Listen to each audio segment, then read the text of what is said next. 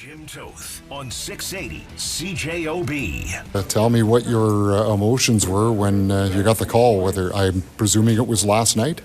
Yeah, it was last night. Mo called me, our coach down there in the Moose. A lot of excitement, of course. This is something you dream of, so a lot of emotions right now, for sure. You know, there was all kinds of talk in training camp in the preseason about how close you were to making the Winnipeg Jets at the NHL level. I'm not sure what your thought process was when you got assigned to the Moose, but do you feel like you handled it the right way to give yourself this opportunity? Yeah, I think so. I think I went down and played my game, played important minutes down there, so I felt like I earned the call-up, so. That was Elias Salomonsson with our guest in just a moment, 680 CJOB's Kelly Moore, live from practice, where later on in that conversation, he did confirm that he's going to be playing tomorrow in Washington, paired up with Dylan Samberg. We'll continue to go at that news in just a moment with Kelly Moore. But Jets at Noon is brought to you by Wash Method Car Wash, 690 St. Anne's Road. VIP take on the text line to win a VIP car wash from our good friends at Wash Method, 204-780-6868. We'll announce the winner later in the program, which is coming at you live from the Boston Pizza Studio for gourmet pizza and pasta. Bring the team to Boston Pizza. Now, as he just was talking about earlier this morning, a little bit of housekeeping first before we get into our conversation with Kelly Moore. The Jets recalled defenseman Elias Salomonsson from the Manitoba Moose. The Moose are actually in action right now at Canada Life Center for the Project 11 school day game. They're trailing 3-1. There's about a minute left in the second period. We'll check back in on that score in just a second. At that same time, the Jets also placed goaltender Connor Hellebuyck, who underwent last week a minor knee procedure. He was then put on injured reserve retroactive to November 19th.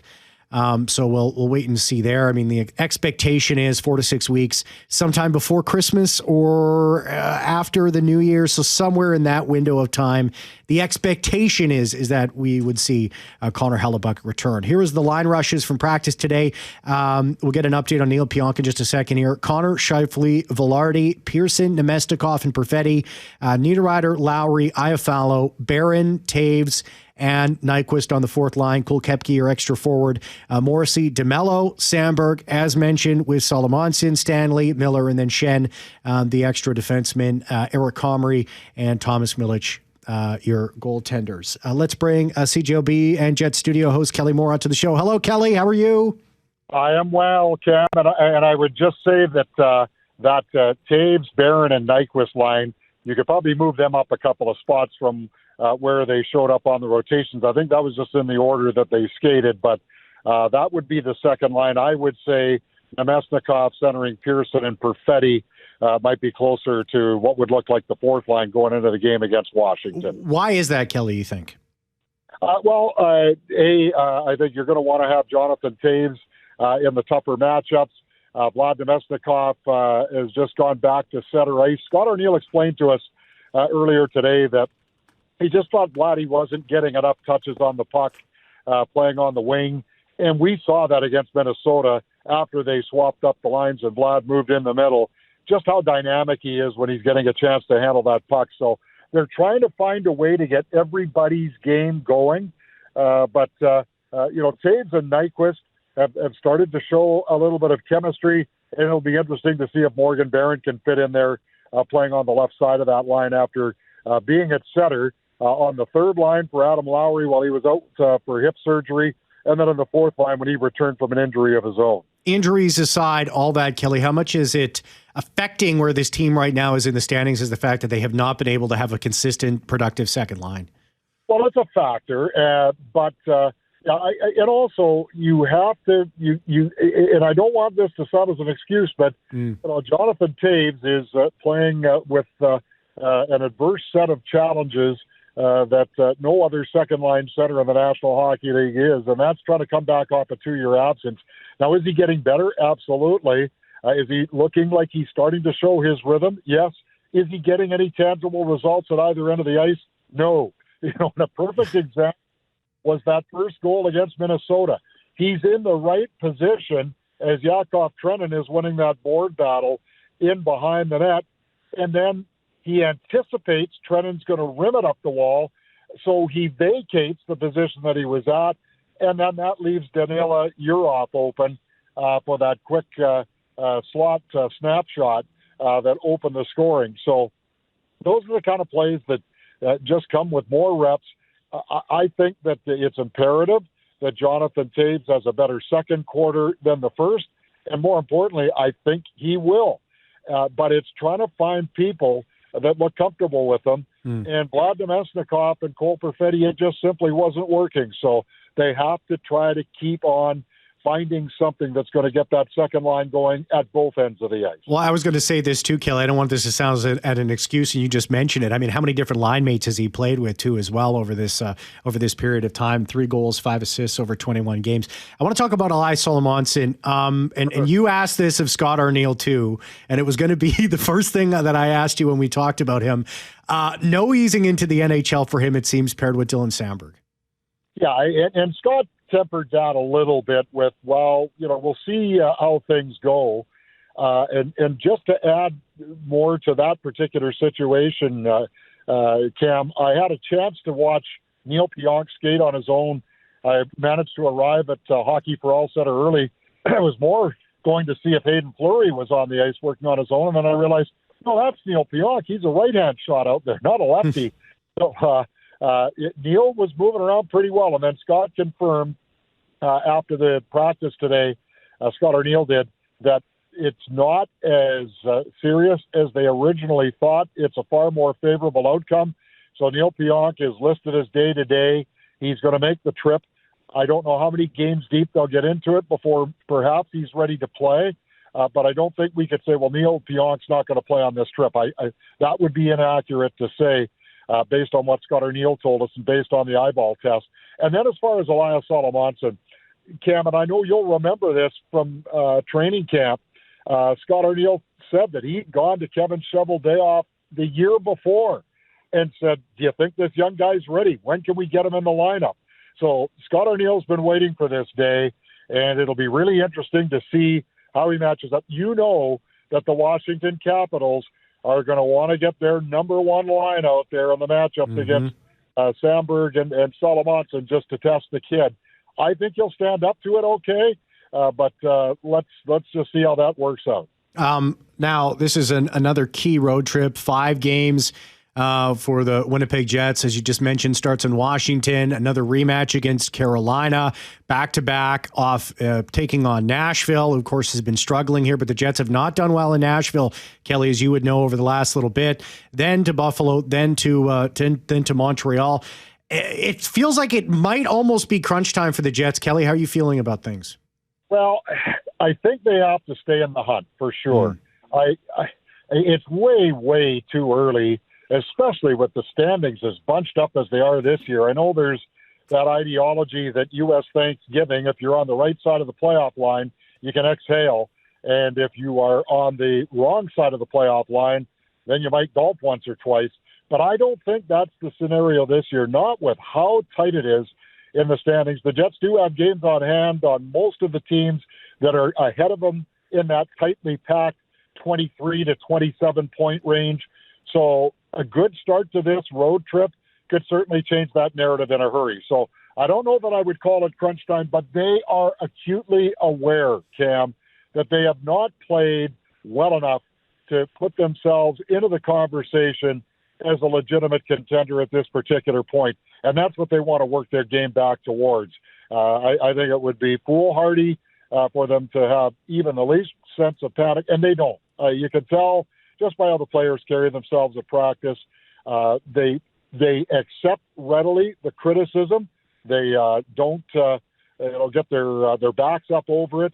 I think that's the maturity of this hockey club with some of the experiences they've gone through in the postseason. But Dylan DeMello said it absolutely spot on the postgame show on Sunday when he said, we are not playing anywhere near to how we need to play when it matters. So I think that's first and foremost. Get back to playing that way, or get to playing that way, because getting that means they were there, and they haven't been there yet this season. So getting to playing the way that they need to I think is going to be job one on this road trip. And then the results will be what they are. But if you play the way that you're supposed to, this team is good enough to manufacture a few wins in a row. CJOB's Kelly Moore, Jets studio host. Kelly, thanks so much. Take care. Okay, Cam. Yeah, have a good one. 204-780-6868, 204-780-6868. Call the Boston Pizza Jets and Noon hotline while you're at it. Open 24/7, 204-780-6800. Boston Pizza coming for lunch every weekday to Boston Pizza. Get a delicious main side and ice cold drink for only $15 only at BP. The number one caller will be awarded a $50 gift card to Boston Pizza. Hey, and I failed to mention this. Jim Toth is off today. I was off yesterday. It's just sort of, there's something going on throughout the city. I think a lot of people are dealing with a little bit of sickness here. It struck me and the family as well as the boy over the weekend and led to some fun. I put that in air quotes. But let's take a break. Let's come back. Hopefully we'll have Jim back with us tomorrow. Send me a text, 204-780-6868. Acutely aware that they're not playing the way that they need to. There was a text message yesterday that I didn't have a chance to address, and it had to do with splitting up Kyle Connor and Mark Scheifele.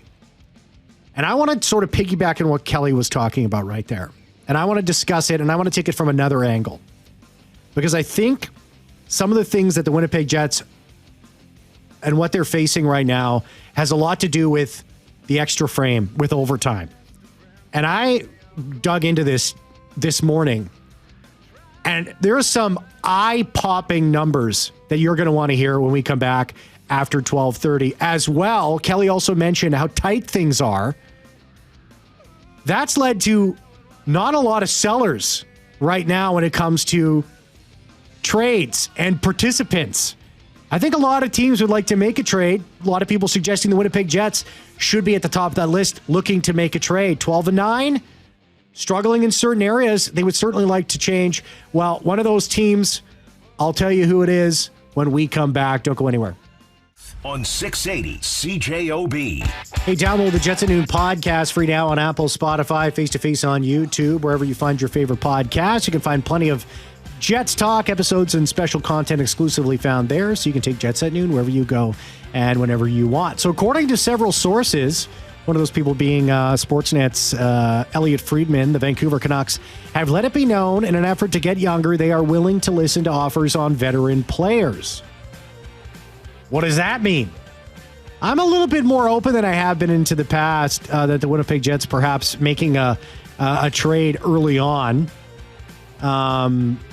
A guy like Kiefer Sherwood might work, 30 years old, someone that the Jets could get access to.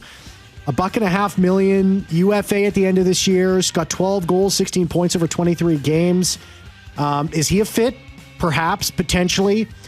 Connor Garland, he's also interestingly, he's in his final year and has a no movement clause right now. He's 29 years old, almost a $5 million cap hit. Not sure that works. 5 goals over 19 games. It's a thought. The Canucks, would they be willing to make a trade with the Winnipeg Jets? What do you think? 204-780-6868. There's another team that might be willing to sell. I'll tell you who that is before the show's out. Don't go anywhere. Wash Method Car Wash, 690 St. Anne's Road. VIP take on the text line and win a VIP car wash from our good friends at Wash Method, 204-780-6868.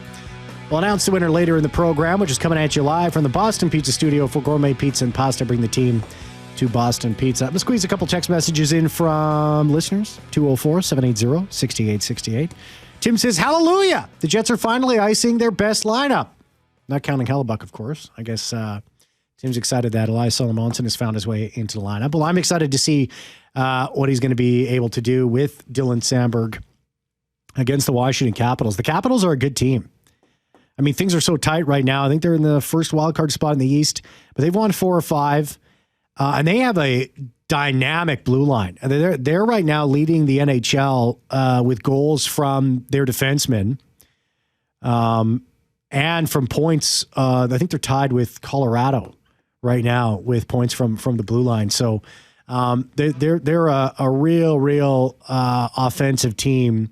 And of course, I mean, it's still got Alex Ovechkin on it. So it'll be interesting to see. I want to know how he matches up against these guys. And I think all eyes are going to be on Elias Salomonsson when he plays over the course of the next couple of games. I mean, Neal Pionk day-to-day When is he going to get in? At some point, maybe Carolina, maybe Nashville, maybe Buffalo.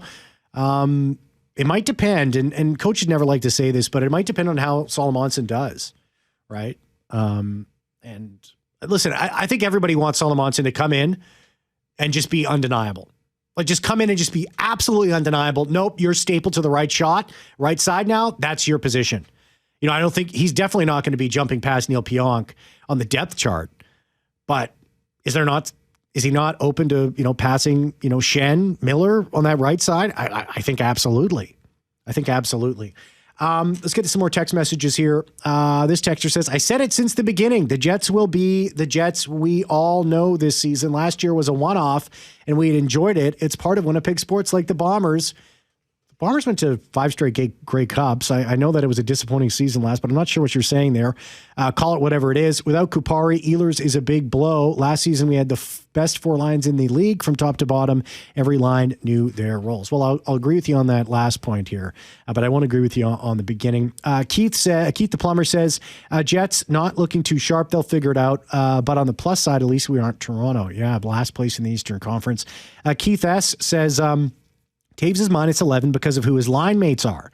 It's unfortunate this is being put on him. Watch 19 this season. Since the beginning, his play has been nothing but outstanding.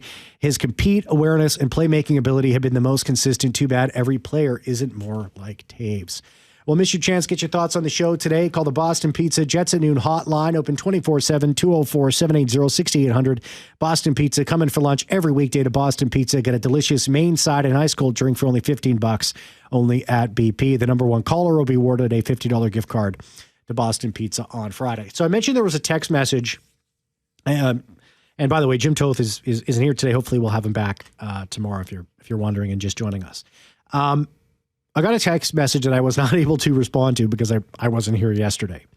And it says, Jim and Cam, do you think we'd ever see Connor and Scheifele split up if we can't find secondary scoring? I know this kind of talk is sacrilegious, but we have 2 Olympian caliber goal scorers on our team that could carry their own lines. If we're down a goal during crunch time, playing them together, obviously. During the power play, they'll get time together.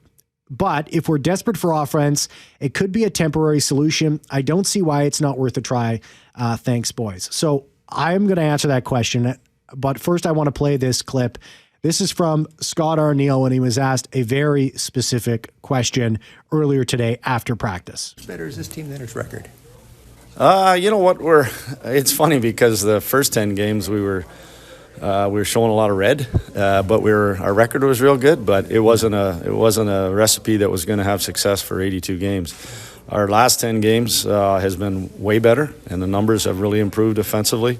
The scoring part, the offense needs to obviously continue to improve and get better, but at the end of the day, I like more of how we're playing without the puck. We're limiting the amount of chances. Right now, though, we got to stay in those 1-goal games. The last 2 examples, we were tied 0-0 and we gave up a goal defending and then a shorthanded. Last game we were, the other game we were winning 2-1 and we did that. And then last game we were tied. So our mindset has to be stay in games, whether up 1, down 1, tied, and then continue to do what we're doing without the puck. I think that's gotten a lot better. Our attention to sort of our DNA, which is defending, has been better. Now we just have to take up, and I don't want to say offense. I don't want to say, because then we know what happened. It tilts the other way again. So I like a lot more of what we're doing this last 10. The results I'd like to see go a little bit our way. How surprised are you it's taken so long to get to the DNA? Or did you expect a bit of this? Yeah, I mean, when the kids were here, there were 7 guys kind of learning on the fly, new guys. Now we've been sprinkling in the last 10. We've been sprinkling in all our injured guys have been coming back in. So the chemistry maybe isn't there. That's probably why Scheifele's line is not probably why. I know it's why. For the last couple of years they've been together, but their chemistry is because they work together every single practice, every single game. So I'm hoping that be a little bit more consistent, keep these lines together, and kind of roll it forward. Yeah, so there's Scott Arniel, and he discusses some of the things that I want to talk about here. So the initial text message was that should the Jets split Connor and Scheifele up, maybe find that elusiveness that's happened on the second line so far, as there's been so many different line combinations and all that. And I guess the answer to that question is if Connor and Scheifele should be split up. It depends on where you really believe the Winnipeg Jets are right now, right? So to me, there are 2 things that are really plaguing this team. One is this team's inability to play tight games and take games into overtime.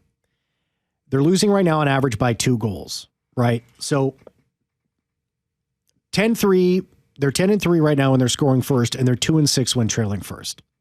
They're 6-6 in 1-goal games. And I'm going to count those 2 games that they lost to Seattle. The 3-0, that was early on in October. That was 2 empty nets. And then the 5-3 win, that was 1 empty netter. It was a 1-goal game. I'm going to count those regardless if there was, more than 1 goal at the end of it, separating it. They haven't been able to find that goal that gets the game close. And Scott Arniel was just discussing that. Or they're giving it up. So that has been their issue. Taking games into overtime, defending hard throughout the game. That's been a killer, right? And I'm going to get to just how much of a factor that has been in just a second here. The second one is injuries, okay? A lot of teams have been dealing with significant injuries. There's no doubt about it. Go across the league here. I just don't want to sit there and totally point to it as something that's plaguing the Jets, but it has been constant, right? And we all know that there's a difference between playing hurt and playing injured, right? There's also other things going on amongst players and injuries and all that. Significant things that, perhaps are very strange, like the Jonathan Toews situation, right? So teams, the Jets, they have been really, really affected by injuries, right? You can't control injuries on the ice. That happens at all levels of hockey. But you can control how you play on the ice. And they have not been defending well enough and as hard as other teams. So their goals against over 5-on-5 right now is at 2.81. Okay, last year it was 2.36. It's not such a drop. And they're still a positive team. They're still in the plus when it comes to 5-on-5, right? They're scoring over a half a goal more than they're giving up per game. It's 5-on-5. It's not special teams. And I'm going to say this. It's the OT point that's killing them right now. It's the fact that the Jets have been unable to get some of these losses, the 9 losses that they've suffered, into overtime. They have not been able to keep these games close. They haven't been able to find that extra goal. The Jets are the only team in the West right now without an overtime point. And at 12-9, last year, that would have been good for a playoff spot right now. And the year before that, 2023-24, it would have also been good for a playoff spot. So here's these mind-boggling numbers I want to throw at you, okay? And why the overtime point is one huge part of why the Winnipeg Jets are on the outside looking in right now in the playoffs. In 23-24, as of November 25th, 2023, 2 years ago, 11 Central Division games went into overtime. 28 Western Conference games went into overtime 2 years ago by this date 2 years ago. Last year, November 25th, 2024, 13 Central Division games went into OT. 35 Western Conference games total, including the Pacific Division, went into overtime. This year, get ready for it, 30 Central Division games have gone into overtime by November 25th, 2025. 63 Western Conference games total have gone into the extra frame. From 2 years ago, it's an increase of 173%. 173%.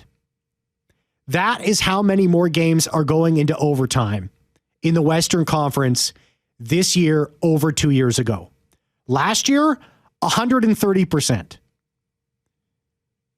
It is absolutely wild what is going on right now. Absolutely wild. In the Central Division, 173% more Central Division games from 2 years ago. I will repeat, 173% of Central Division games have gone to overtime from 2 years ago. Last year, 130%. 30 compared to 13 and 11. In the Western Conference, including the Pacific Division 2 years ago, it's a 125% increase. And from last year, it's an 80% increase. Those are eye-popping numbers. Completely eye-popping to me. And the question is, to me, is that sustainable? Is it going to continue that 173% more games over the course of the rest of this season from 2 years ago or continue to go into overtime? I'm not so sure. I'm not so sure about that. But it is incredible.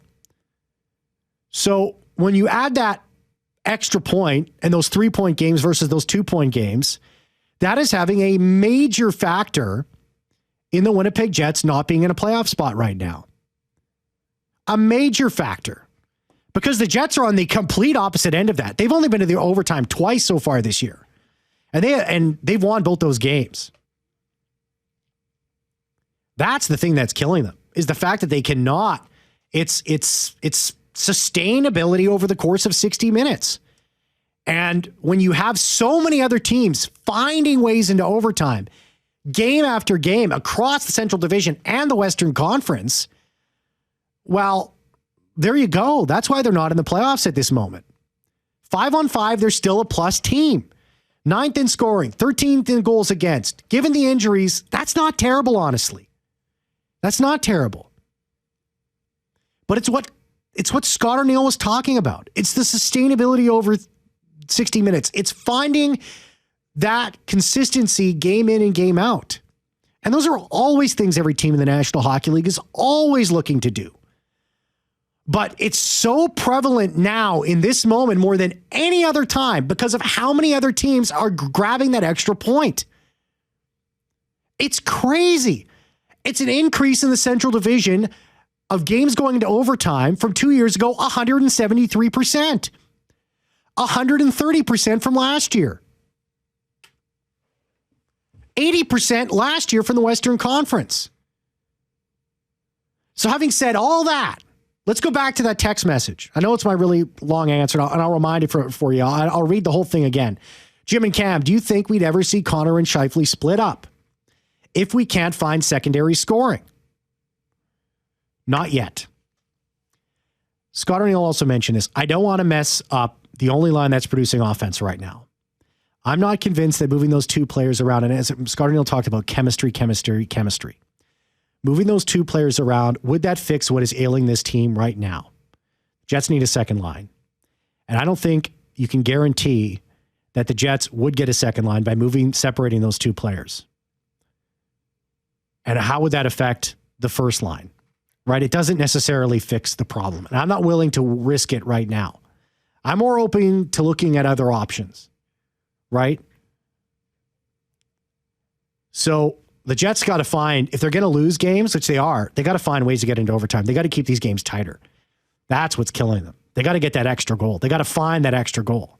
And that's what the texter's talking about, right? But it's got to come. It's got to come from the guys on the ice, on the other lines too. They have to rise to the occasion. It's got to be guys like Jonathan Toews. Let's take a break. Let's come back. On the other side, there's another team looking for a trade outside of Vancouver. Who is it? You'll find out after this. At noon with Cameron Poitras and Jim Toth on 680 CJOB. Hey, congratulations to Steve His Majesty. I don't know if he's given himself that title, but that's what he's attached to himself. Says NHL, he's our VIP texter, winning the VIP car wash from our good friends at Wash Method. NHL games are not created equal. 3 points for some, 2 for others. It's an inequality that should be corrected.